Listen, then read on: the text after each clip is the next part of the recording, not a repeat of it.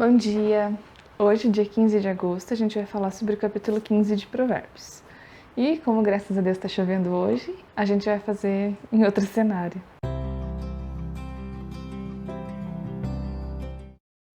Existe uma palavra, um tipo de comportamento, um aspecto do capítulo de Provérbios que repete bastante, que é a questão da palavra. Já no versículo 1 ele diz: a resposta branda desvia o furor, mas a palavra dura suscita ira. A língua dos sábios adorna o conhecimento, mas a boca dos insensatos derrama tolices. Versículo 4. A língua serena é árvore de vida, mas a língua perversa esmaga o espírito.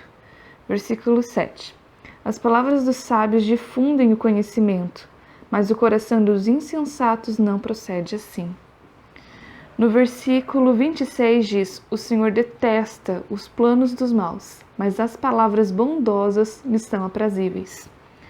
No versículo 28 ele diz: o coração do justo medita no que há de responder, mas a boca dos ímpios derrama maldade. Bom, a gente tem muito material só em um capítulo, e o livro de Provérbios inteiro ele vai continuar falando a respeito disso, da palavra. E por que eu acho que é importante a gente trazer hoje para esse devocional? Primeiro porque a grande parte de todas as coisas que a gente semeia nessa vida, a gente semeia através das nossas palavras. E está escrito que tudo aquilo que o homem semear certamente se fará. Essa é uma lei espiritual. Você semeou, você vai colher disso. E, inclusive, o livro de Provérbios, ele diz isso de forma muito clara. Ele fala que a gente vai comer o fruto das nossas palavras.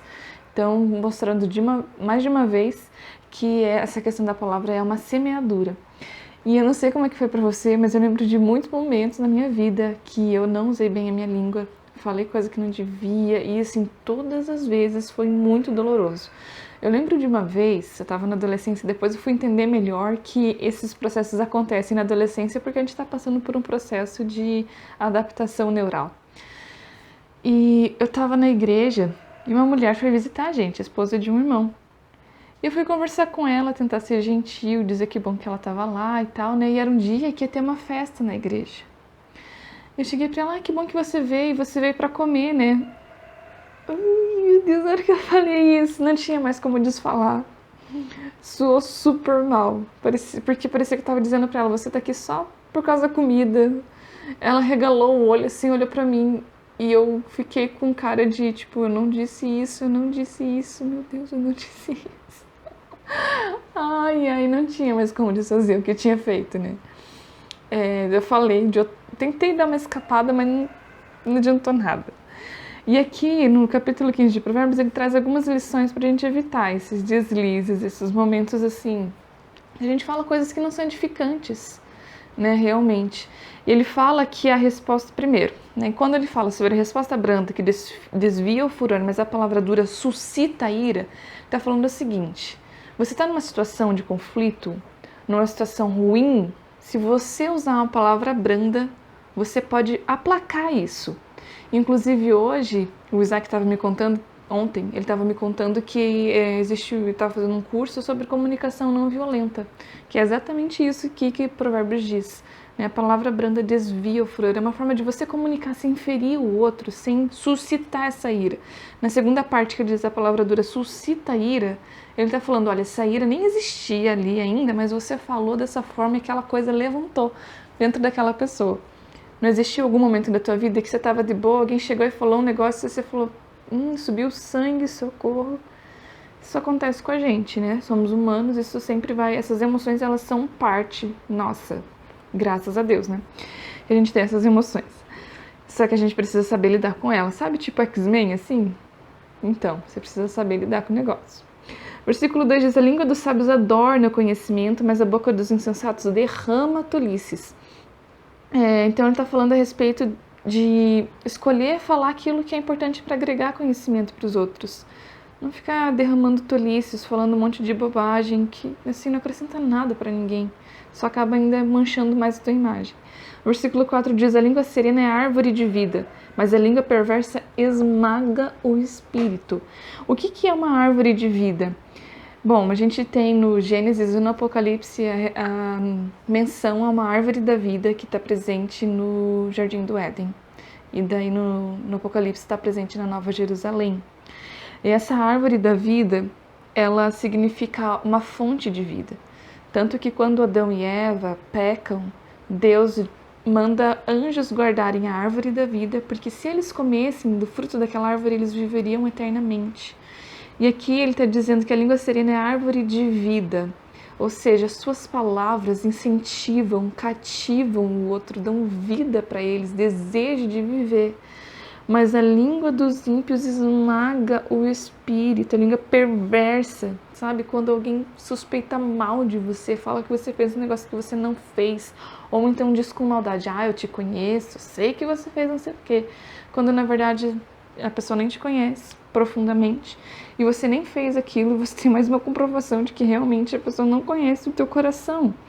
Então, quando a gente vê essa língua perversa que esmaga o espírito, a gente, eu trouxe para um exemplo quando a gente está do lado de cá, mas quando a gente está do lado de lá, quando a gente está falando essas palavras perversas que esmagam o espírito, eu acredito que Deus deseja que a gente adquira sabedoria para ser a árvore de vida, e não a que esmaga o coração do outro, porque não tem lucro nenhum nisso. Existe uma forma de correção que é muito diferente de esmagar o espírito de alguém, tá? Inclusive, sobre isso, no Novo Testamento está escrito, se você vai repreender alguém, você vai repreender com paciência, você vai repreender com amor, e você vai ser tolerante com essa pessoa, porque Deus é tolerante com você, Deus é paciente com você, e Deus te repreende em amor, tá?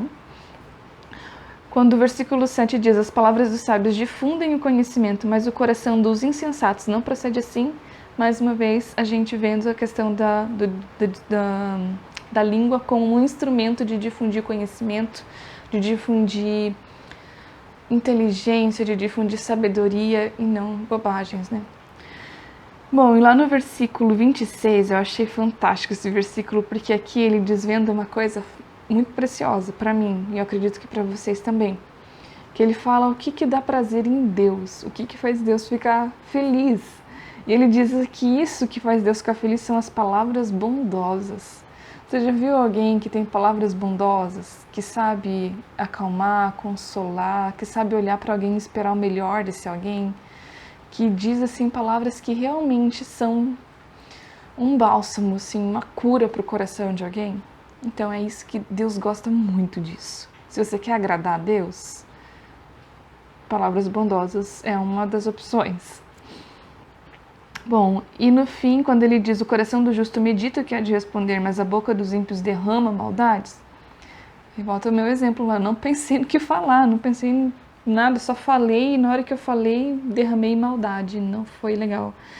Então, assim, a gente precisa meditar, pensar naquilo que a gente vai falar, passa por um filtro. Todas as vezes que eu fiz isso, passei por um filtro, falei, ótimo, mas teve momentos em que eu passei por um filtro e de alguma forma, dentro de mim, eu sabia que aquilo não era bom de ser dito. E às vezes nem fazia sentido lógico.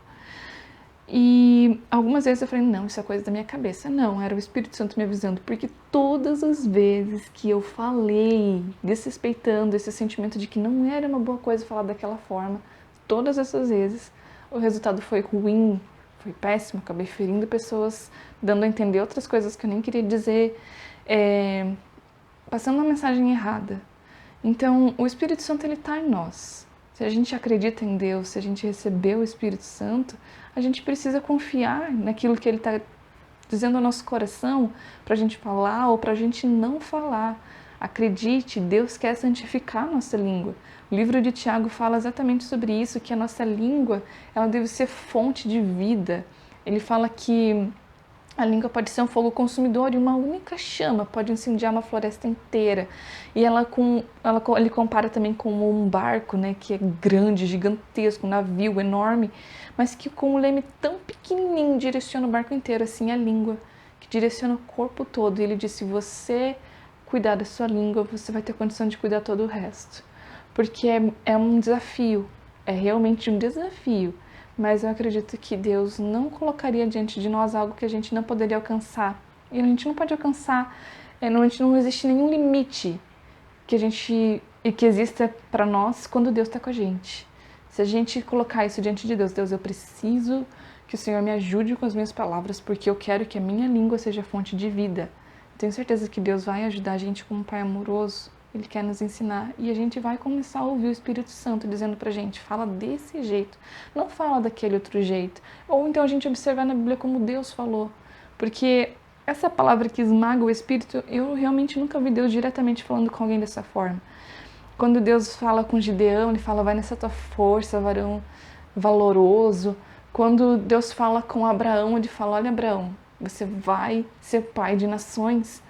E Abraão fala, eu não estou enxergando isso, né? Não estou vendo isso, mas Deus, ele confia, ele realmente vê o melhor em nós. Ele enxerga o melhor em nós. E em Apocalipse, quando a gente vê ele corrigindo as igrejas, ainda assim Jesus elogia aquelas igrejas. E depois ele corrige. E depois ele elogia e promete para elas bênçãos.